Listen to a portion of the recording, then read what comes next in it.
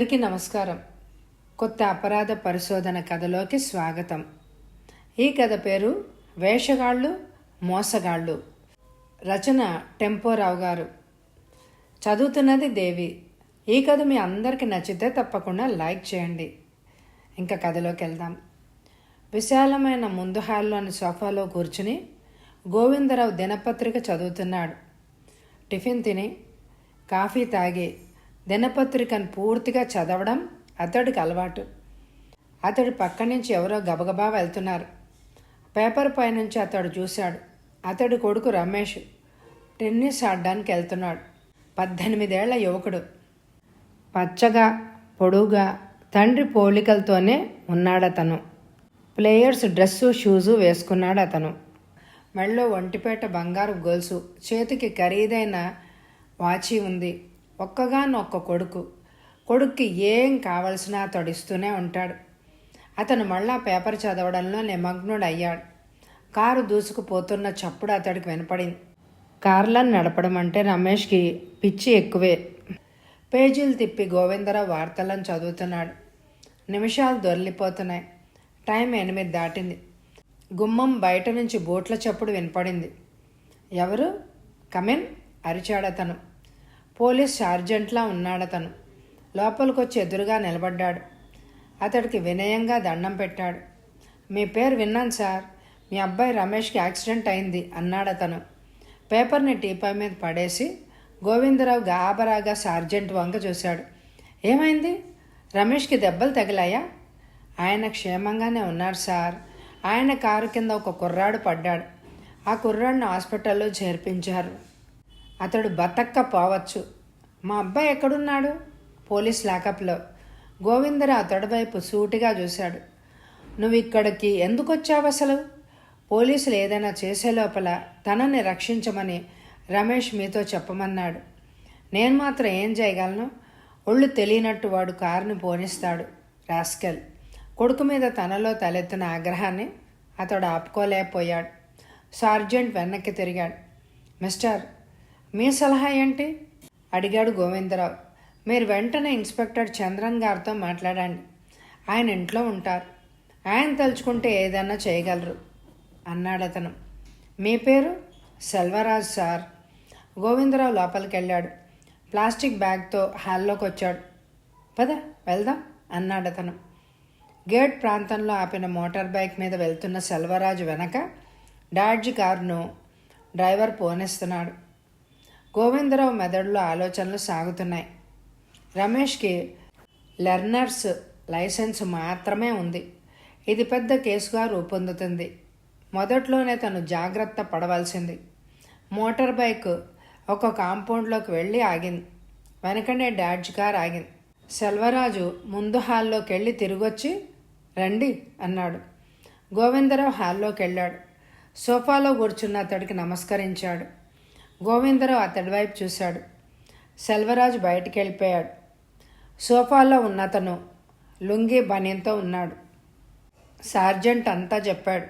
మీ అబ్బాయికి లైసెన్స్ లేదట అన్నాడతను. లెర్నర్స్ లైసెన్స్ ఉంది. నాకు మీరు సహాయపడాలి అన్నాడు గోవిందరావు. అనేక మందికి లంచాలు ఇవ్వాలి. కనీసం 20,000 అవుతుంది.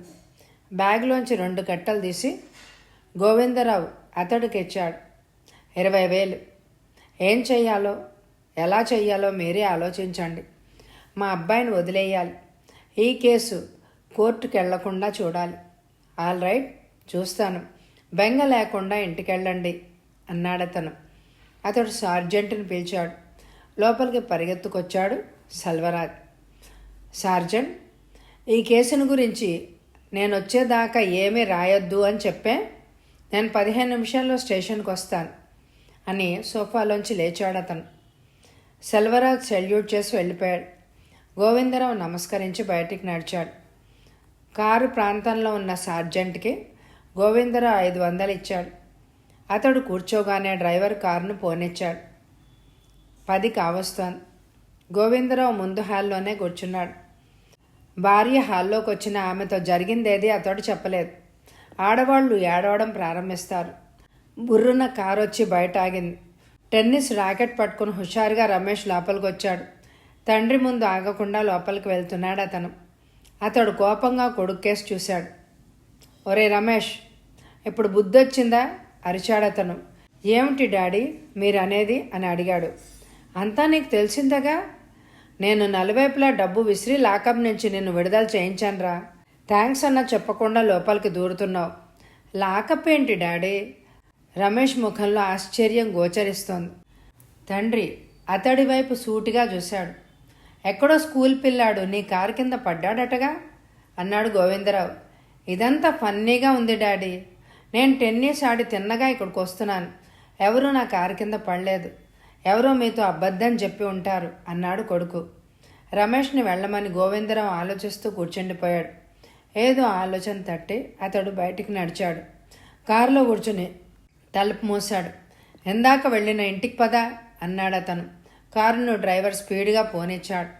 మెయిన్ గేటు మూసి ఉంది. గేటు సమీపంలో ఉన్న బోర్డు వంక గోవిందరావు చూశాడు. YC wine centre, director Malabar tea estate limited అని బోర్డు ఉందక్కడ. ఈ ఇంట్లో పోలీస్ ఇన్స్పెక్టర్ చంద్రన్ ఎందుకున్నాడు అనుకున్నాడు గోవిందరావు తనలో తానే. గేటు తెరిచి కారును లోపలికి పోని అన్నాడు డ్రైవర్తో. డ్రైవర్ దిగి గేట్ తెరిచాడు. కారును లోపలికి పోని చాపాడు. బయటకు దిగి గోవిందరావు కాంపౌండ్ నలువైపులా చూశాడు. ఇంత పెద్ద భవనంలో పోలీస్ ఇన్స్పెక్టర్ ఉండలేడు. తన కొడుకు మీద ఉండే ఆప్యాయత అతడిని గుడ్డివాణ్ణి చేసింది. గోవిందరావు ముందు గుమ్మం దగ్గరికి వెళ్ళాడు. పెద్ద తాళం కప్ప అతనికి కనిపించింది. తనను మోసం చేసిన వాళ్ళిద్దరూ చాలా పెద్ద మోసగాళ్ళు. మోసం చేసి 20,500 తీసుకున్నారు. గోవిందరావు ఒళ్ళు మండిపోతోంది.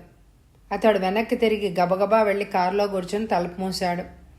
హోటల్ అశోకాకి పద అన్నాడు అతను. పడక కుర్చీలో కూర్చున్నారు వాలిగారు చుట్టపక్క గాల్లో వదులుతూ. గుమ్మంలో నిలబడిన వ్యక్తి వైపు వాలి సూటిగా చూశాడు. గోవిందరావు పంచా పొడవాటి కోటితో ఉన్నాడతను. కాళ్ళకి స్లిప్పర్స్ ఉన్నాయి. లోపలికి రా అన్నాడు వాలి. గోవిందరావు లోపలికొచ్చి ఎదురుగా ఉన్న సోఫాలో కూర్చున్నారు.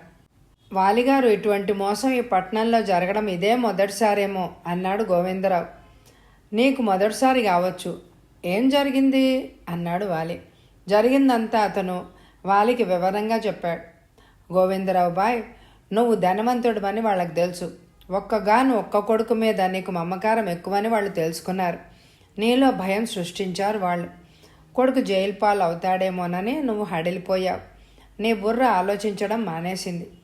వాళ్ళు ఎంత అడిగినా ఇచ్చి కొడుకును రక్షించాలి అని ఒకే ఒక ఆలోచన నీ బుర్రలో నిలిచిపోయింది. దాంతో సులభంగా మోసపోయావు. యాక్సిడెంట్ ఎక్కడైందో, ఇన్స్పెక్టర్ చంద్రన్ ఏ పోలీస్ స్టేషన్కు చెందినవాడో నువ్వు అడగలేదు. నీ కొడుక్కి లెర్నర్స్ లైసెన్స్ ఉందని వాళ్ళు కనుక్కున్నారు.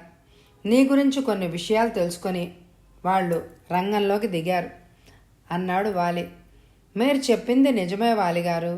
ఆ సమయంలో నా బుర్ర క్రమబద్ధంగా ఆలోచించనే లేదు. వాలి నవ్వుతూ గిరివైపే చూశాడు.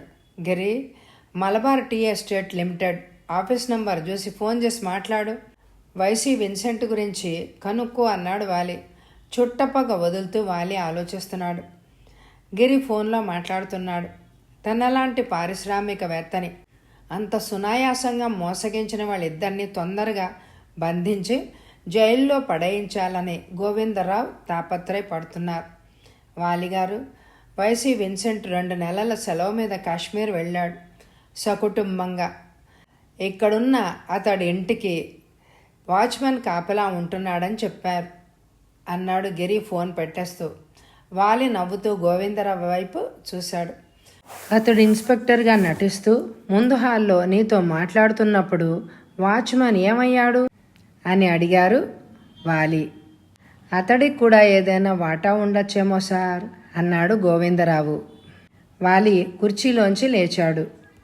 నిన్ను మోసగించినట్లే వాళ్ళు అతడును కూడా మోసగించి ఉండొచ్చు అన్నాడు వాలి. గోవిందరావు అడ్రస్ను, టెలిఫోన్ నెంబర్లను గిరి రాసుకున్నాడు. గోవిందరావు సెలవు తీసుకొని వెళ్ళిపోయాడు. సూర్యకాంతిలో కారు తళతళా మెరుస్తోంది. వాలి ముందు సీట్ మీద కూర్చున్నాడు. కారు విన్సెంట్ భవనం ముందు ఆగింది. గేట్ మూసింది. వాలి కిందకి దిగాడు. ఇనప ఊచల గేటును లోపలికి తోసి పెద్ద పెద్ద అంగలేస్తూ వాలి భవనం వైపు నడవసాగాడు. చుట్టూ ఎత్తైన ప్రహరీ గోడ ఉంది. నౌకర్లు ఉండే క్వార్టర్స్లో నుంచి ఒకతను వాలివైపు పరిగెత్తుకుంటూ వచ్చాడు. కాకి దుస్తుల్లో ఉన్నాడతను. అతడు వాలికి వినయంగా నమస్కరించాడు. నవ్వుతూ వాలి అతడి వైపు చూశాడు. మహావీర్ నువ్వేనా? అడిగాడు వాలి. నేనే సార్. పొద్దుట 8, 9 మధ్య నువ్వెక్కడున్నావు? నేను ఇక్కడికొచ్చి పావుగంట అయింది సార్. పొద్దుటే ఫోన్ కాల్ వచ్చింది. నా భార్యకు పురుడొచ్చిందని చెప్పారు. వెంటనే వెల్లివాకం వెళ్ళాను. దొంగ నా కొడుకు అబద్ధం చెప్పాడు అన్నాడతను. ఇంటి తాళం చెవులు నీ దగ్గరున్నాయా? లేవు సార్. ఫోన్ ఎక్కడుంది? ముందు హాల్లోని కిటికీలో ఫోన్ను ఉంచారు. ఇటువైపు నుంచి రిసీవర్ తీసుకొని మాట్లాడొచ్చు అన్నాడు మహావీర్. ఇంటి ముందుకు వెళ్ళాడు వాలి. వరండా మీదకు నడిచాడు. కిటికీలో ఉన్న ఫోన్ అతడు కనపడింది. విన్సెంటర్ కాశ్మీర్లో ఉన్నాడని, వెల్లివాకంలో గర్భవతి అయిన మహావీర్ భార్య ఉందని వాళ్ళు తెలుసుకున్నారు. గోవిందరావును మోసగించడానికి విన్సెంటర్ భవనాన్ని పావుగంట పాటు వాళ్ళు ఉపయోగించారు. ఇదంతా ఆలోచిస్తూ వాలి ముందు గుమ్మం దగ్గరికి వెళ్ళాడు. స్కెలిటన్ కీతో ఆ తాళాన్ని సులువుగానే తెరవచ్చు. పక్కనే నిలబడిన గిరికేదో ఆంగ్లంలో చెప్పాడు వాలి. వాచ్మెన్ ఏదో అడుగుతూ గిరి అతన్ని దూరంగా దిసిపోయాడు. వాచ్మెన్ని ప్రశ్నిస్తూ గిరి భవనం వెనక వైపు దారితీశాడు. స్కెలిటన్ కీతో వాలి తాళాన్ని తెరిచి లోపలికెళ్ళాడు. ఫ్యాన్ తిరుగుతోంది. గోవిందరావు పోగానే వాళ్ళిద్దరూ తొందరగా మోటార్ బైక్ మీద వెళ్ళిపోయి ఉండొచ్చు. ఆన్ చేసిన ఫ్యాన్ని ఆఫ్ చేయడం కూడా మర్చిపోయారు వాళ్ళిద్దరూ. టీపా మీద ఆస్ట్రే ఉంది. దాన్ని పరీక్షించి చూశాడు వాలి. దానిలో 2 సిగరెట్ పీకలు ఉన్నాయి. చార్మినార్ సిగరెట్ పీకలు. ఇన్స్పెక్టర్ చంద్రంగా నటించిన అతను వాటిని కాల్చి ఉండాలి. సార్జెంట్ సెల్వరాజులాగా నటించేవాడి రాక కోసం ఎదురు చూస్తూ నకిలీ ఇన్స్పెక్టర్ సోఫాలో కూర్చుని ఉండాలి. సోఫాల అడుగున అన్ని వైపులా చూశాడు వాలి. తనకు ఉపయోగపడేదేమీ వాళ్ళు వదల్లేదు. బయటకొచ్చి వాలి మళ్ళీ తలుపు మూసి తాళం వేసేశాడు. వాచ్మ్యాన్ మహావీర్, గిరి ప్రత్యక్షమయ్యారు. వాలి చుట్ట పీలుస్తూ మళ్ళా మహావీర్ వంక చూశాడు. నీకోసం స్నేహితులు ఇక్కడికి వస్తూ ఉంటారా? అడిగాడు వాలి. ఎక్కువ మంది రారు సార్. వాడు మాత్రం వస్తూ ఉంటాడు. లింగరాజు, నీ భార్య పురిటికెళ్ళిందని అతడికి తెలుసా? వాడికన్నీ తెలుసు సార్. అతడి ఇల్లెక్కడా? అడిగాడతను. మీరు వెళ్ళలేరు సార్. పోరంబోకు స్థలంలో గుడిసేసుకొని ఉంటున్నాడు. అక్కడికి మమ్మల్ని తీసుకెళ్ళు. కారులో కూర్చో అన్నాడు వాలి. ఇదేనా దొంగతనం జరిగిందా సార్? అడిగాడు మహావీర్ గాబరాగా. అతడి వంక సూటిగా చూశాడు వాలి. లింగరాజుకి దొంగతనం చేసే అలవాటుందా? బుల్లెట్లాగా వెలువడింది వాలి ప్రశ్న. వాడు మంచివాడు సార్. స్నేహితులకు సిగరెట్లు అవి ఇస్తూ ఉంటాడు. ముందు సీటు మీద కూర్చుని వాలి తలుపు మూశాడు. మహావీర్ని కారులో ఎక్కించి గిరి తన సీటు మీద జరిగాడు. కారుని పోనిచ్చాడు. చెరువు ఒడ్డున లైన్లో ఎన్నో గుడిసెలున్నాయి. ఒక గుడిసె ముందు గిరి కారు ఆపాడు. మహావీర్ దిగి లోపలికెళ్ళాడు. పొట్టిగా సన్నగా ఉన్న మరొకతనితో అతడు తిరిగి వచ్చాడు. వాలి అతడి వైపు చూశాడు. లింగరాజు కళ్ళు ఎర్రగా ఉన్నాయి. రమ్ వాసన బయటికి కొడుతోంది. దండాలయ్యా అన్నాడు లింగరాజు. కారులోంచి దిగాడు వాలి. అతడి ముందు నిలబడిన లింగరాజు లిల్లీఫుట్ లాగా ఉన్నాడు. బాగా రమ్ తాగినట్లున్నావు అన్నాడు వాలి. నా జీవితం అంతేనయ్యా. బాటిలుంటే గాని బుర్ర పనిచేయదు. మహావీర్ పెళ్ళం పురుడు పోసుకోవడానికి వెల్లివాకం వెళ్ళిందని నువ్వెవరికి చెప్పావు? ఆలోచించి జవాబివ్వు. ఒక రమ్ బాటిల్ నీకొస్తుంది అన్నాడు వాలి. ఆ మోటార్ సైకిల్ వాడికి చెప్పానండి అయ్యా. ఎవరతను? ఆడి పేరు లింగరాజు. వాడి ప్రశ్నలకు సరైన జవాబులు ఇస్తే 2 రమ్ బాటిల్స్ ఇస్తానన్నాడు. విన్సెంటర్ కాశ్మీర్లో ఉన్నారని చెప్పాను. లింగరాజు జవాబిచ్చాడు. అతడెక్కడుంటాడు? తెలీదయ్యా. ఇక్కడికొచ్చాడు. అంతా తెలుసుకుని రమ్ బాటిల్స్కు డబ్బిచ్చేశాడు అన్నాడతను. అతడు మళ్ళా వస్తాడేమో అన్నాడు వాలి. ఏమో సార్. వస్తే అతడు రహస్యంగా వెంటాడు. అతడిల్లు ఎక్కడో కనుక్కో. నీకు 100 రూపాయలు ఇస్తాను. తప్పక వెంటాడుతాను సార్. గిరివైపు వాలి చూపించాడు. ఇతను ఇక్కడికి వస్తాడు. ఏమైనా తెలిస్తే అతడికి చెప్పే. అలాగే సార్. జేబులోంచి 25 రూపాయలు తీసి వాలి అతడికి ఇచ్చాడు. నేను తర్వాత ఇంటికి వెళ్తానయ్యా అన్నాడు మహావీర్. గిరి కారును పోనిచ్చాడు. వాళ్ళిద్దరికీ ఒక మోటార్ బైక్ ఉంది. అంతా తెలుసుకుని వాళ్ళు మోసం చేస్తున్నారు. ప్రస్తుతం ఇద్దరూ కలిసే ఇదంతా చేస్తున్నారని అనుకోవాలి. వాలి మెదడులో ఆలోచనలు చేపల్లాగా గెంతుతున్నాయి. వరండా మీద నిలబడి ఉష తన భర్తకు బై బై చెప్పింది. స్కూటర్ మీద కూర్చుని ఆమె వైపు నవ్వుతూ చూస్తూ అతడు ముందుకు కదిలాడు. స్కూటర్ గేట్లోంచి బయటకు దూసుకుపోయింది. వీధి తలుపు మూసి ఆమె పడగదిలోకి వెళ్ళింది. దినపత్రికను చూస్తూ పరుపు మీద వెలికిలా పడుకుంది. భర్తతో ఆమె టిఫిన్ తింది. అతడికి భోజనాన్ని క్యారియర్లో పెట్టించింది. సాయంత్రం 6ంటికి రాంగోపాల్ వస్తాడు. అంతవరకు తను ఒంటరిగా కాలం గడపాలి. రాంగోపాల్ తను ప్రేమించి పెళ్లి చేసుకున్నారు. పెళ్ళయ్యాక ఆమె బాంబే నుంచి మద్రాసు వచ్చింది. అన్నానగర్లో ఒక ఫ్లాట్ తీసుకుని కాపురం ఉంటున్నారు. పేపర్ని ఆమె కింద పడేసి నిద్రపోయింది. తటాలున్న ఆమె మేల్కొంది. ఎవరో తలుపుని తడుతున్నారు. ఆవులిస్తూ ఆమె వెళ్ళి తలుపు తెరిచింది. పోలీస్ యూనిఫామ్లో ఉన్న వ్యక్తిని చూసి ఆమె ఉలిక్కి పడింది. అతడు లోపలికి వచ్చాడు. మీ పేరు ఉషా? అడిగాడు అతను. ఆమె తలాడించింది. నేను ఇన్స్పెక్టర్ రాఘవన్ని. మీ భర్తకి యాక్సిడెంట్ అయింది. ఆయన హాస్పిటల్లో ఉన్నాడు. ఉషా ఉషా అని కలవరిస్తున్నాడు. మీరు వెంటనే హాస్పిటల్కి రావాలి అన్నాడు అతను. ఇన్స్పెక్టర్, ఎక్కడ యాక్సిడెంట్ అయింది అడిగింది ఆమె. పాడి ప్రాంతంలో. ఆయన్ని మేము ఐఎస్ఐ హాస్పిటల్లో చేర్చాం. అక్కడికి మీరు రావాలి అన్నాడు అతను. ఇన్స్పెక్టర్, పదండి అందామె కంగారుగా. ఉన్న డబ్బు పట్టరండి అన్నాడు అతను. ఇంట్లో ఎక్కువగా డబ్బు లేదు అందామె. హాస్పిటల్లో ఖర్చులకు ఉపయోగపడుతుందని చెప్పాను అన్నాడు అతను. ఆమె పడగదిలోకి వెళ్ళింది. బాంబేలో ఉన్న ఆమె తండ్రి 2000 డ్రాఫ్ట్ పంపాడు. అది క్యాష్ చేసి ఆమె ఒక కవర్లో దాచింది. ఏదైనా కొనుక్కో అన్నాడు తండ్రి. ఆమె ఇంకా ఏమీ కొనుక్కోలేదు. ఆమె ఆ కవర్ని హ్యాండ్ బ్యాగ్లో పడేసుకుంది. పడగదిలోంచి ఆమె ముందు గదిలోకి వచ్చింది. ఇద్దరూ బయటికి నడిచారు. ముందు తలుపు మూసి ఆమె తాళం వేసింది. బయటనున్న జీప్లో ఆమె కూర్చుంది. అతడు జీపును బయటకు పోనిచ్చాడు. జీప్ ముందు ఎవరో సార్జెంటు మోటార్ బైక్ మీద పోతున్నాడు. జీప్ స్పీడ్గా వెళ్తోంది. ఆమె అతడు పక్కనే మౌనంగా కూర్చుంది. అతడు జీపుని ఆపాడు. రోడ్డు నిర్మానుష్యంగా ఉంది. జేబులో ఉన్న రుమాల్ని ఆమె ముక్కు మీద అదిమి పెట్టాడు అతను. ఉష సీట్ మీద వెనక్కి వాలి కళ్ళు మూసేసుకుంది. అతడు ఆమె ఒంటి మీద ఉన్న నగలన్నీ తీసుకున్నాడు. ఆమె చేతిలో ఉన్న 2000ను అతడు తీసుకున్నాడు. ఆమెను జీప్లోంచి దింపి రోడ్డు వారగా పడేశాడు అతను. జీప్ శరవేగంగా వెళ్ళిపోయింది. పడక కుర్చీలో కూర్చున్న వాలి టెలిఫోన్ రిసీవర్ని ఎత్తాడు. హలో, వాలి స్పీకింగ్ అన్నాడు అతను. వాలిగారు, నేను ఇన్స్పెక్టర్ రామాన్ని అన్నాడు అతను. రామన్ బాయ్, ఏమిటి సంగతి అడిగాడు వాలి. రోడ్డు వారగా పడున్న ఒక యువతి మాకు దొరికింది. ఆమెను రాయంపేట హాస్పిటల్లో చేర్చాం. మీరు వెంటనే ఇక్కడికి రండి అన్నాడు అతను. వస్తున్నాను అన్నాడు వాలి. వాలి కారును శరవేగంగా పోనిచ్చాడు. రాయంపేట హాస్పిటల్ కాంపౌండ్లో అతడు కారును ఆపి దిగాడు. ఇన్స్పెక్టర్ రామన్ అతడి వైపు వేగంగా వచ్చాడు. రండి సార్, ఆమె గదిలోకి వెళ్దాం అన్నాడు అతను. వరండాలోంచి నడిచి వెళ్ళాడు వాలి. ఎందరో రోగులు వరండా మీద పడుకునున్నారు. ఒక గదిలోకి వాలి ప్రవేశించాడు. ఉష పరుపు మీద పడుకునుంది. అతడి వైపు విచిత్రంగా చూసింది.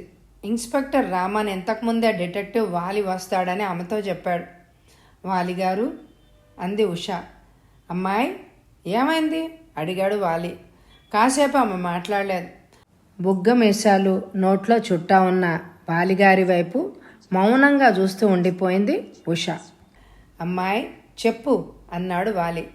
వాలిగారు, నా భర్తకు స్కూటర్ యాక్సిడెంట్ అయిందని, అతడు హాస్పిటల్లో ఉన్నాడని చెప్పాడు అతను. తన పేరు ఇన్స్పెక్టర్ రాఘవన్ అన్నాడతను. అతడు జీప్లో నేను కూర్చున్నాను. అతడు నాకు స్పృహ లేకుండా చేసి నా నగలన్నీ పట్టుకుపోయాడు. ఆ జీప్ ముందు ఒక సార్జెంట్ మోటార్ బైక్ మీద వెళ్ళడం నేను గమనించాను అందామె. అతడు తీసుకున్న నగల విలువ ఎంత ఉంటుంది? కనీసం 6000. అదీగాక నా బ్యాగ్లో ఉన్న 2000 అతడు తీసుకుపోయాడు అందామె. 8000. వాలి ఆమెకేసి సీరియస్గా చూశాడు. జీప్ నెంబర్ చూసావా? గుర్తులేదు సార్ అందామె. ఆమె భర్త రామ్ గోపాల్ గదిలోకి వచ్చాడు. అతన్ని చూడగానే ఆమె ఏడవడం మొదలెట్టింది. రామ్ గోపాల్ పరుపు మీద కూర్చుని ఆమెకు ధైర్యం చెప్పాడు. పోయిందేదో పోయింది, డోంట్ బాదర్, మనం క్షేమంగా ఉన్నామని సంతోషించు అన్నాడతను. వాళ్ళిద్దరూ వాలి వంక చూశారు. రామ్, నీకు యాక్సిడెంట్ కాలేదుగా అడిగాడు వాలి. నో సార్, అంత హంబక్. నా భార్యను వాళ్ళు మోసగించారు, ఆమె దగ్గర ఉన్నదంతా ఓడ్చుకుపోయారు అన్నాడతను. వాళ్ళని త్వరలో నేను పట్టుకుంటాను అన్నాడు వాలి. ప్లీజ్ తొందరగా పట్టుకోండి అన్నాడు రామ్ గోపాల్.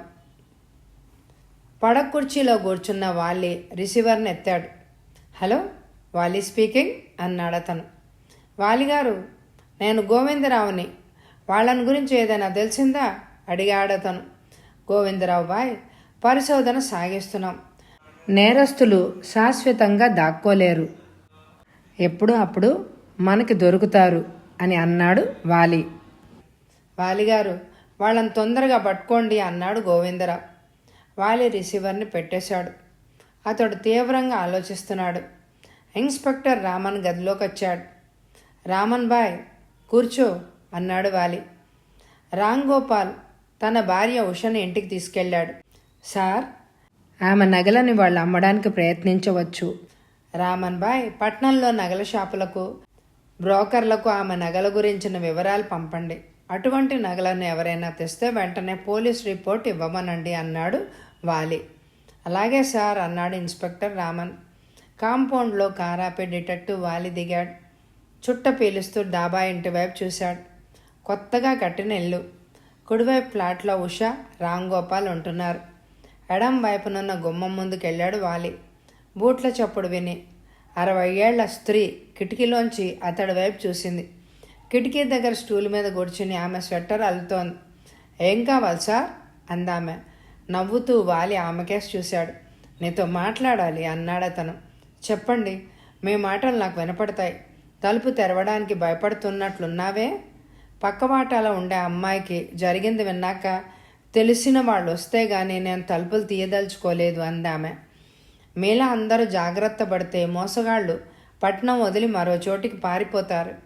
స్వెట్టర్ అల్లుతో ఆమె మాట్లాడుతోంది. పచ్చటి ఊలు అతడు కనిపిస్తోంది. అతడు కిటికీ దగ్గరగా జరిగాడు. ఆమె అతడి వైపు సూటిగా చూసింది. వేగంగా వెళ్ళి తలుపు తెరిచింది. గుమ్మం బయటకు వచ్చి అతడి వంక చూసింది. వాలిగారు, క్షమించండి, హాస్పిటల్కి మీరు వచ్చారని ఉష చెప్పింది. లోపలికి రండి అందామె. హాల్లోకి వెళ్ళాడు వాలి. హాల్ నీట్గా ఉంది. సోఫాలో కూర్చున్నాడు. స్వెట్టర్ అల్లడం మానేసి ఆమె ఎదురుగా ఉన్న సోఫాలో కూర్చుంది. ఉష పోలీస్ జీప్లో వెళ్ళడం నువ్వు చూసావా? చూశాను సార్. పోలీస్ ఇన్స్పెక్టర్ వచ్చి ఆమెనందుకు తీసుకెళ్తున్నాడా అని సతమతమయ్యాను. ఆమె నాతో ఏమి చెప్పకుండా వెళ్ళిపోయింది. జీప్ నంబర్ గుర్తుందా? ఆమె చూసుండాలే. ఆమె చూడలేదు. ఆ క్షణంలో భర్త మీదే ఉంది ఆమె మనసు అన్నాడు వాలి. ఆమె వాలికి ఒక నంబర్ చెప్పింది. నంబర్ని అతడు గుర్తించాడు. ఆమెకు థ్యాంక్స్ చెప్పి బయటికి వచ్చేశాడు. పడక కుర్చీలో కూర్చుని వాలి ఆలోచిస్తున్నాడు. గిరి ఫోన్లో మాట్లాడుతున్నాడు. రిసీవర్ని పెట్టేసి గిరి మరొక నంబర్ని తిప్పాడు. సంభాషణ ముగించి గిరి వాలి పక్కకు వచ్చాడు. వాలిగారు, ఆ జీప్ నంబరు బీడీ ఫ్యాక్టరీది అన్నాడు గిరి. దాన్ని ఎవరో దొంగిలించారా అడిగాడు వాలి.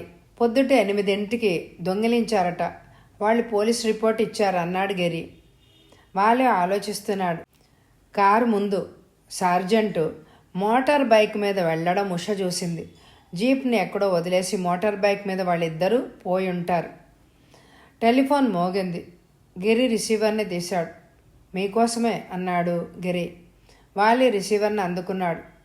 వాలి స్పీకింగ్. Inspector Ramani sir. ఉషను అతడు తీసుకెళ్లిన జీప్ అరగంట క్రితం పోలీసులకి దొరికింది. స్టీరింగ్ మీద వేలిముద్రలు రుమాల్తో బాగా తుడిచేశారు. ఆ జీప్ ఒక బీడీ కంపెనీదట అన్నాడు ఇన్స్పెక్టర్. జీప్ ఎక్కడ దొరికింది? కెల్లీస్ ప్రాంతంలో. రామన్ బాయ్ చూద్దాం అని వాలి రిసీవర్ని పెట్టేశాడు. దినపత్రికల్లో గోవిందరావుకు ఉషకు జరిగిందంతా వివరంగా ముద్రించబడింది. రోడ్డు వారుగా పడున్న ఉష ఫోటోను, హాస్పిటల్లో వాళ్ళతో మాట్లాడే సమయంలో తీసిన ఫోటోను పత్రికలు ముద్రించాయి. ఒక పత్రికా విలేకరు ఆమెతో ఇంటర్వ్యూ జరిపాడు. మద్రాస్ లాంటి పట్టణంలో ఎటువంటి సంఘటనలు జరగడం శోచనీయం. పోలీసులు మేలుకొని శ్రద్ధ వహించి ఆ మోసగాళ్లను, దొంగల్ని పట్టుకోవాలి అందామె విలేకరుతో. ఫిలిం ప్రొడ్యూసర్ వామన్రావు పత్రికలను చదివి టీపాయ్ మీద పడేశాడు. అతడి కూతురు ముస్తాబాయ్ హాల్లోకి వచ్చి సోఫా మీద తండ్రి పక్కన కూర్చుంది. ఆప్యాయంగా చూసింది ఆయన్ని. నాన్న, కాలేజీకి వెళ్తున్నా, తర్వాత పిక్చర్ ప్రోగ్రాం, రాత్రేమో ఆలస్యంగా వస్తానే అందామె. నువ్వు వచ్చేదాకా నేను భోజనం చేయనమ్మా అన్నాడతను. రమణి అతడి ముద్దుల బిడ్డ. పెళ్ళై 20 ఏళ్లకు ఆమె పుట్టింది. ఆమెకు 2 ఏళ్ళు వచ్చాక తల్లి మరణించింది.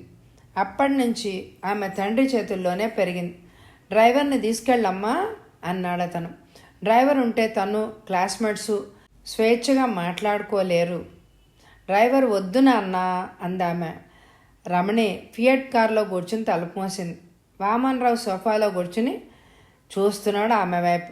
15 నిమిషాలు దొర్లిపోయాయి. టెలిఫోన్ మోగింది.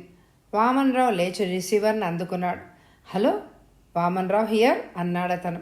వామన్రావు గారు, inspector TD Raja from mount road police station speaking అంది అటువైపు నుంచి కంఠం. ఇన్స్పెక్టర్, ఏమిటి సంగతి? వామన్రావు గారు, మీ అమ్మాయి రమణి పెద్ద యాక్సిడెంట్ చేసింది. ఆమె నడుపుతున్న ఫియట్ కారు పేవ్మెంట్ మీదకి ఎక్కేసింది. 2 మనుషుల్ని విపరీతంగా గాయపరిచింది. లక్కీగా మీ అమ్మాయికి ఎక్కువగా దెబ్బలు తగలేదు. ఇన్స్పెక్టర్, వెరీ సాడ్ న్యూస్ అన్నాడు వామన్రావు విచారంతో కూడిన కంఠంతో. మీరు వెంటనే తయారవ్వండి. ఒక కానిస్టేబుల్ని ఇంటికి పంపుతున్నాను. యాక్సిడెంట్ జరిగిన స్థలానికి అతను మిమ్మల్ని తీసుకొస్తాడు. ఇన్స్పెక్టర్, మా అమ్మాయి విషయంలో మీరు సహాయపడాలి. సాధారణంగా ఆమె కారును జాగ్రత్తగానే నడుపుతుంది. ఇంత పెద్ద యాక్సిడెంట్ జరగడం ఆశ్చర్యకరంగా ఉంది. You are right sir. ఏదో లారీ ఆమె కారు పక్క నుంచి దూసుకుపోయింది. ఫియట్ కారు అందువల్ల పేవ్మెంట్ మీదకి వెళ్ళవలసి వచ్చింది. ఎక్కడున్న కొంతమంది ఇదంతా నాకు చెప్పారు. మీరు రండి, వచ్చాక ఏం చేయగలిగింది ఆలోచిద్దాం. థ్యాంక్స్ చెప్పి వామన్రావు రిసీవర్ని పెట్టేశాడు. లోపలికి పరిగెత్తాడు. బట్టలు మార్చుకుని తన లెదర్ బ్యాగ్లో కొన్ని నోట్ల కట్టలను పడేసుకుని వామన్రావు ముందు హాల్లోకి వచ్చాడు. క్షణకాలం గోడకు వేళ్లాడుతున్న తన భార్య ఫోటో వైపు అతడు చూస్తూ ఉండిపోయాడు.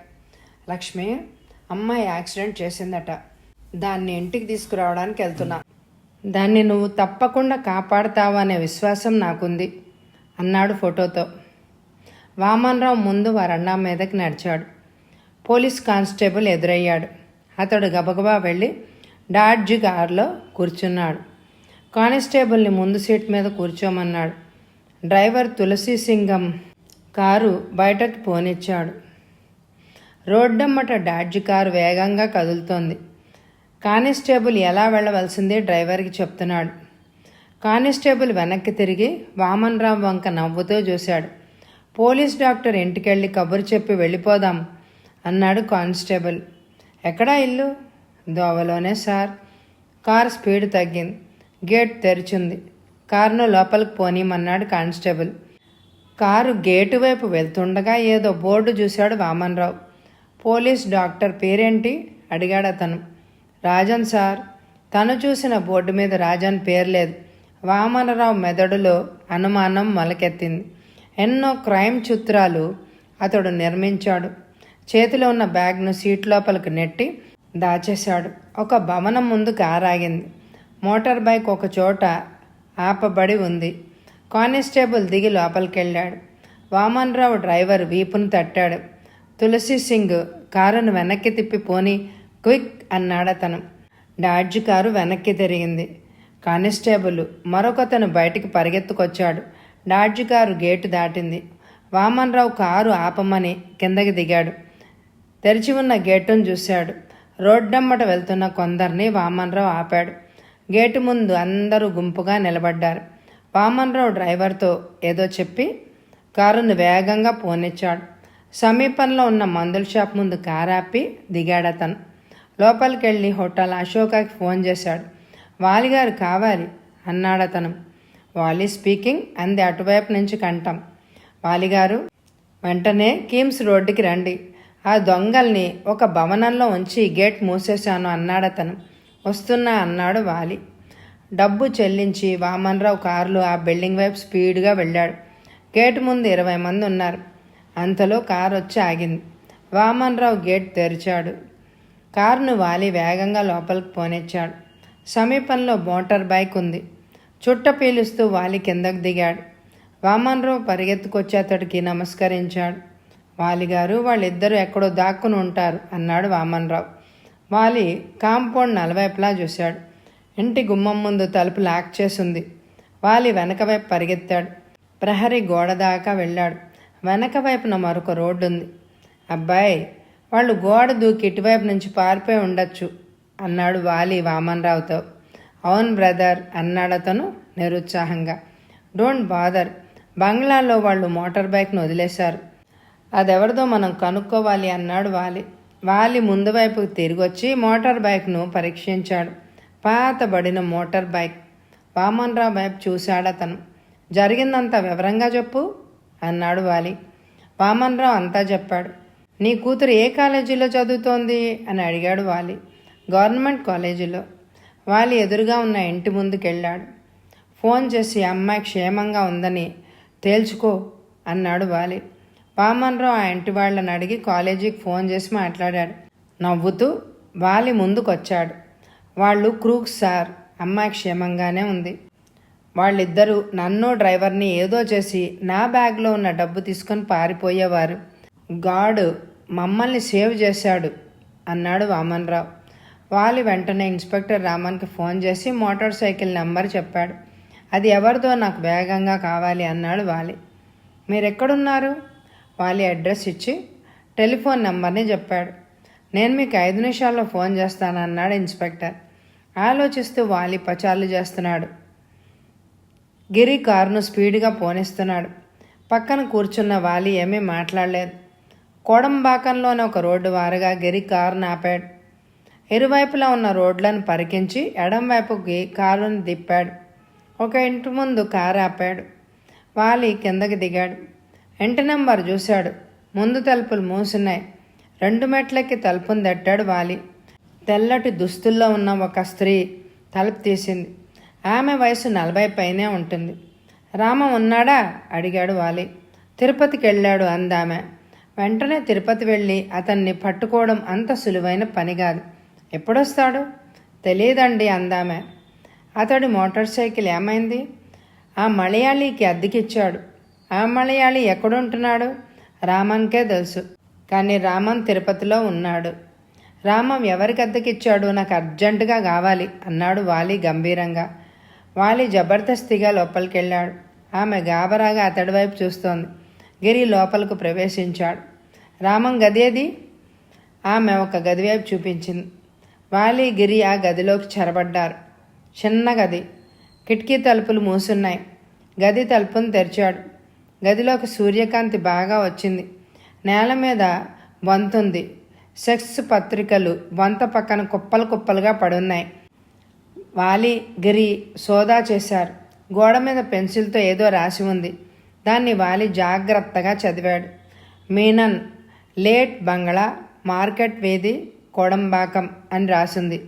గిరి, అక్కడికి వెళ్ళాలి మనం అన్నాడు వాలి. ఇద్దరూ బయటికి పరిగెత్తాడు. గిరి కారును వేగంగా పోనిచ్చాడు. గిరి, రామం వాళ్ల గురించి చెప్తాడని ఊహించి ఆ ఇల్లు విడిచి మీనన్ పారిపోయి ఉండొచ్చు అన్నాడు వాలి. కారు రోడ్డమ్మట దూసిపోతోంది. మార్కెట్ వీధమ్మట వెళ్ళి ఎర్రటి ఇంటి ముందు కారాగింది. వాలి దిగి ఇంటివైపు చూశాడు. పక్కబాటాలో ఉన్న ఒక అతను వాలి ముందుకు వచ్చాడు.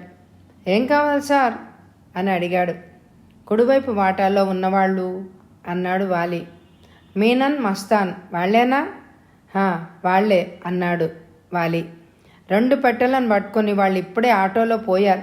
తాగుబోతులు అన్నాడు తను కోపంగా. వాళ్ళు వెళ్ళి ఎంతసేపు అయింది? 5 నిమిషాలు కూడా కాలేదు. వాళ్ళు పట్టుకెళ్ళిన పెట్టెలు ఎటువంటివి? ట్రంక్ పెట్టెలు సార్. ఒకటి ఎర్ర పెట్టె, రెండోది నీలంది. వాలి వెనక్కి వెళ్ళి కారులో కూర్చున్నాడు. గిరి కారును వెనక్కి తిప్పి పోనిచ్చాడు. Car jet విమానంలాగా దూసిపోతోంది. అందరూ వింతగా కారు వైపు చూస్తున్నారు. కొన్ని కార్లు పక్కకు కదిలి కారుకు సైడ్ ఇస్తున్నాయి. మౌంట్ రోడ్డమ్మట పోతోంది కారు. తోవలో కనిపించిన ఆటోలను వాలి పరికిస్తున్నాడు. ముందుకెళ్తున్న ఆటోని కారు దాటిపోయింది. గిరి, మనకు కావాల్సింది అదే అరిచాడు వాలి. సడన్ బ్రేక్తో గిరి కారును ఆపాడు. కారు వెనకనే ఆటో కూడా ఆగింది. వాలి బయటికి దూకాడు. ఆటోలోని వాళ్ళు అతడి వైపు భయంతో చూశారు. ఆటో వైపు వాలి కదిలాడు. మీనన్ని ఎడం చేత్తో పట్టుకొని వాలి బలంగా లాగాడు. అతడు కింద పడ్డాడు. మస్తాన్ని కుడి చేత్తో గట్టిగా కొట్టాడు. ఇద్దరిని ఈడ్చుకెళ్ళి వెనక సీట్ మీద కూర్చోబెట్టారు.